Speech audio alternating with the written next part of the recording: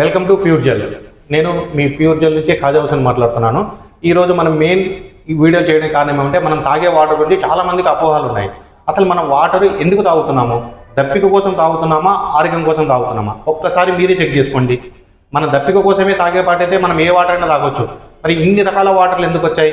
ఒకటి mineral water, ఒకటి alkaline water, ఒకటి హైడ్రోజన్ రిచ్ ఆల్కలైన్ వాటర్, ఇట్లా సో మెనీ వాటర్స్ ఉన్నాయి. దీనికి ఈరోజు నేను మీకు పర్ఫెక్ట్ సొల్యూషన్ అనేది ఇవ్వబోతున్నాను. అది ఎట్లా అనేది మీరు చెక్ చేసుకోండి.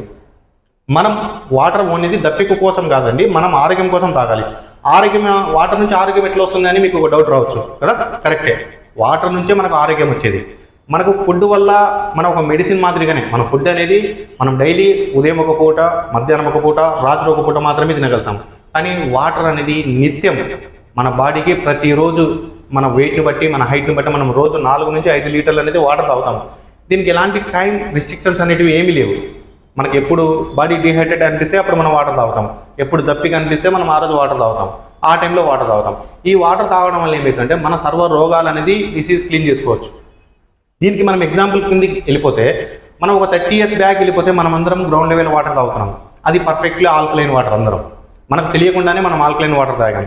తర్వాత మనం ఏం చేసామంటే మనం వాటర్ సోర్స్, మనం పెరుగుతున్న అవసరాలను బట్టి మనం గ్రౌండ్ లెవెల్ వాటర్ మీద ఆధారపడాల్సి వస్తుంది. కాబట్టి ఆ వాటర్ అనేది మనం ప్యూరిటీ లేకపోవడము, అంటే మినరల్స్ కావాల్సిన దానికంటే ఎక్కువ ఉండడం వల్ల అది మనకు కొన్ని డిసీజెస్ని కలిగిస్తుంది. ఆ డిసీజెస్ని తప్పించుకోవడం కోసమే మనం ఈరోజు ఆర్ఓ అనేది స్టార్ట్ చేసాము. ఆ ఆర్ఓ నుంచి తాగడం త్వరగా స్ప్రెడ్ అయిపోయింది. ఆర్ఓ వాటర్ ఎందుకంత త్వరగా స్ప్రెడ్ అయిపోయింది అంటే వాటర్ స్వీట్ ఉండడం వల్ల, అంటే మన నాలుకకు రుచి కలగడం వల్ల త్వరగా స్ప్రెడ్ అయిపోయింది. ఎప్పుడైతే మనం ఈ ఆర్ఓ వాటర్కి అలవాటు పడ్డామో అప్పుడు నుంచి అన్ని రోగాలకు మనం వెల్కమ్ అని చెప్పాము. మీరు ఒకసారి చెక్ చేసుకోండి స్క్రీన్ మీద.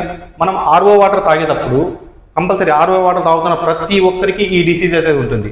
ఫస్ట్ ఆఫ్ ఆల్ జీర్ణశక్తి తగ్గుతుంది. సెకండ్ వచ్చేసి వాళ్ళకి కీళ్ళ నొప్పులు అనేది కామన్గా ఉంటాయి. మీరు ఒకసారి ఆలోచించండి, మినరల్ వాటర్ తాగేటోళ్లకు కీళ్ళ నొప్పులు ఉన్నాయనేసి మీకు కూడా తెలుసు. అవి ఎట్లా వస్తున్నాయో మీకు తెలియదు, కానీ కీళ్ళ నొప్పులు అనేది కంపల్సరీ. ఎసిడిక్ సమస్య ఇప్పుడు చిన్న పిల్లల దగ్గర నుంచి వృద్ధుల వరకు ప్రతి ఒక్కరికి గ్యాస్ ట్రబుల్ ప్రాబ్లమ్స్ ఇబ్బంది పడుతున్నారు.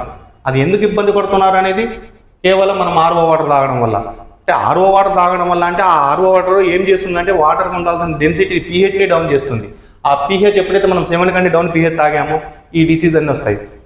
ఇప్పుడు చూడండి, అసాధారణంగా వెయిట్ పెరిగిపోతున్నారు చాలామంది. అసలు ఎందుకు పెరుగుతున్నారో తెలియట్లేదు. ఏ విధంగా అసలు వాళ్ళు మేమైతే ఫుడ్ ఏం తినట్లేదండి, కానీ వెయిట్ పెరుగుతున్నాం. ఎందుకు పెరుగుతున్నారంటే దానికి కూడా నేను కారణం చెప్తాను. ఎనర్జీ స్థాయి తగ్గిపోతుంది. ఒకప్పట్లో స్కూల్కి వెళ్ళేటప్పుడు బై వాక్ వెళ్ళేతోళ్ళు ప్రతి ఒక్కరు. ఇప్పుడు వచ్చేసి బస్సులు ఉన్నాయి, బైకులు ఉన్నాయి, కార్లు ఉన్నాయి, అన్నీ ఉన్నా కూడా ఫిజికల్ యాక్టివిటీ చేయడానికి ఎనర్జీ ఉండట్లేదు. అంటే ఈ ఎనర్జీ స్థాయి తగ్గుతుంది. ఇమ్యూనిటీ పవర్ తగ్గిపోయింది. ఇప్పుడు ఒకప్పట్లో ఏదైనా డిసీజ్ వచ్చిందనుకోండి, జస్ట్ మనం ట్యాబ్లెట్ వేయకుండా ఒక 2 రోజులు 3 రోజులు ఉంటే తగ్గిపోయేది. కానీ ఇప్పుడు ప్రతి దానికి ట్యాబ్లెట్ల మీద ఆధారపడాల్సి వస్తుంది. బరువు పెరగడం, వృద్ధాప్య లక్షణాలు త్వరగా వస్తున్నాయి. అంటే ఒక వాటర్లో ఉండే ఎసిడిక్ తీసుకోవడం వల్ల మనకి ఇన్ని రోగాలు అనేది కామన్గా స్టార్ట్ అవుతున్నాయి. ఇప్పుడు దీనికి నేను 1 by 1 సొల్యూషన్ అనేది ఇస్తాను. దానికి మన ప్యూర్ జెల్ ఆల్కలైన్ వాటర్తో ఎలా చెక్ పెట్టొచ్చో మీకు ప్రతిదీ 1 by 1 అనేది వివరిస్తాను. చూడండి ఒకసారి. ఫస్ట్ ఆఫ్ ఆల్ వచ్చేసి పర్ఫెక్ట్ pH 5, అంటే ఎసిడిక్ వాటర్ తాగడం వల్ల, అంటే ఎసిడిక్ వాటర్ అంటే మీకు అర్థం కావచ్చు కాకపోవచ్చు, మినరల్ వాటర్ అంటారు, ఆర్ఓ వాటర్ అంటారు. ఈ వాటర్ తాగడం వల్ల ఫస్ట్ మీకు జీర్ణశక్తి తగ్గుతుంది.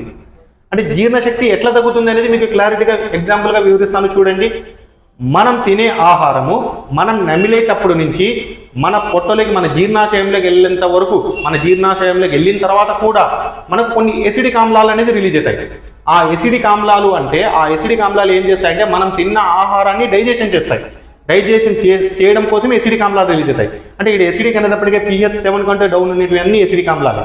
అంటే ఆ ఎసిడిక్ ఆమ్లాలు రిలీజ్ కావడం వల్ల మన ఆహారం అనేది జీర్ణమవుతుంది. జీర్ణమైన తర్వాత నెక్స్ట్ ప్రాసెస్ మనం చేయాలి. దానికోసమే మనం వాటర్ తాగాలి. మనం తాగే వాటరు మన జీర్ణ వ్యవస్థను మెరుగుపరచడం కోసం ఉంటుంది. అంటే ఎప్పుడైతే మనం జీర్ణం కావడం కోసం ఎసిడిక్ ఆమ్లాలు రిలీజ్ అవుతాయో ఆ రిలీజ్ అయిన ఎసిడిక్ ఆమ్లాలను న్యూట్రల్ చేయగలగాలి. ఆ న్యూట్రల్ చేయడం కోసమే మనం వాటర్ తాగాలి. కానీ ఇప్పుడు మనం తాగుతున్న వాటర్ ఏ విధంగా ఉందో మీకు లైవ్లో చూపిస్తాను. చూడండి ఒకసారి. చూడండి, ఇప్పుడు మనము అందరం తాగుతున్న ఆర్ఓ వాటర్ లేదా మినరల్ వాటర్ అనేది నేను ఇక్కడ తీసుకుంటున్నాను. కొద్దిగా ఈ గ్లాస్లో వేసాను. ఈ గ్లాస్లో వేసేటప్పటికి చూడండి, మీకు చూడనికైతే చాలా తెల్లగా ఉంది వాటర్. కానీ దీని లోపల ఎంత pH ఉంది, ఎంత డెన్సిటీ ఉంది అనేది మనం చెక్ చేయడం. ఇది జాగ్రత్తగా ఆలోచించండి. మనకు మెయిన్ మన బాడీకి కావాల్సింది pH. ఆ pH ఎంత ఉంది అనేది దీంట్లో చూడండి. వేసాను. చూస్తే చూడండి ఏ కలర్లకు మారిపోయింది. ఎల్లో కలర్ అనేటప్పటికీ మనం pH చార్ట్లో చూసుకుంటే 5.0తో మ్యాచ్ అవుతుంది. ఒకసారి pH చార్ట్ కూడా చూడండి, 5.0తో మ్యాచ్ అయింది. అంటే ఇందాక నేను ఏం చెప్పానండి, మన ఆహారం డైజెషన్ కావడం కోసమే ఎసిడిక్ ఆమ్లాలు రిలీజ్ అవుతాయని నేను. ఆ ఎసిడిక్ ఆమ్లాలు ఏం చేస్తాయి, మన ఆహారాన్ని డైజెషన్ చేయడం కోసం ఉపయోగపడతాయి. డైజెషన్ అయిన తర్వాత న్యూట్రల్ కావాలి. సరే, ఇప్పుడు మనం అన్నం తినేసాము, అయిపోయింది, మనం ఫుడ్ తిన్నాము, అయిపోయింది, తర్వాత మనం ఏం చేస్తున్నాము, నీళ్లు తాగుతున్నాము. అంటే డైజెషన్ కావడం కోసము మన బాడీ లోపల మన జీర్ణాశయంలో ఎసిడిక్ ఆమ్లాలు అంటే ఈ విధంగా రిలీజ్ అయినాయి అనుకుందాం. దీన్ని న్యూట్రల్ చేయాలి. మనం న్యూట్రల్ చేయడానికి మనం ఏం చేస్తున్నాము, వాటర్ తాగుతున్నాము. ఇదే వాటర్ తాగాము, చూడండి ఏమన్నా చేంజ్ అయిందా? ఎలాంటి చేంజెస్ లేవు, ఇంకా ఎసిడిక్ ఎక్కువ పెరిగిపోయింది. దీనివల్ల ఏం చేస్తుందంటే మన డైజెషన్ సిస్టమ్ అనేది మనం దాన్ని చేయాల్సిన పనిని అది మిస్ అయిపోతుంది. డైజెషన్ సిస్టమ్ దాని పని మిస్ చేసేస్తుంది. దానివల్ల జీర్ణశక్తి తగ్గుతుంది. చిన్న ఎగ్జాంపుల్ అండి, ఇప్పుడు ప్రతి ఒక్కరి ఇళ్ళలో గ్యాస్ స్టవ్లు ఉన్నాయా? ప్రతి ఒక్కరు వంట వండుతారా? సపోజ్ మనం రైస్ వండుతున్నాం అనుకోండి, ఫస్ట్ హై ఫ్లేమ్లో పెట్టుకుని రైస్ వండుతాం, కరెక్టా కాదా? తర్వాత రైస్ వండిన తర్వాత దాన్ని దమ్ కావడం కోసం లో ఫ్లేమ్లో పెడతాం. ఓకే, ఆ లో ఫ్లేమ్లో అయిపోయిన తర్వాత రైస్ పూర్తిగా అయిపోయింది అనుకోండి, మనం ఏం చేస్తాము, స్టవ్ ఆఫ్ చేస్తాము, కరెక్టా కదా? స్టవ్ ఆఫ్ చేసేస్తే రైస్ మనకు పర్ఫెక్ట్గా అయిపోయినట్టు. కానీ లో ఫ్లేమ్లో ఉన్న గ్యాస్ని మళ్ళీ హై ఫ్లేమ్లోకి పెడితే మొత్తం మాడిపోతుంది, ఆహారం తినడానికి పనికి రాకుండా వెళ్ళిపోతుంది. సేమ్ మన డైజెషన్ సిస్టమ్ కూడా అంతే.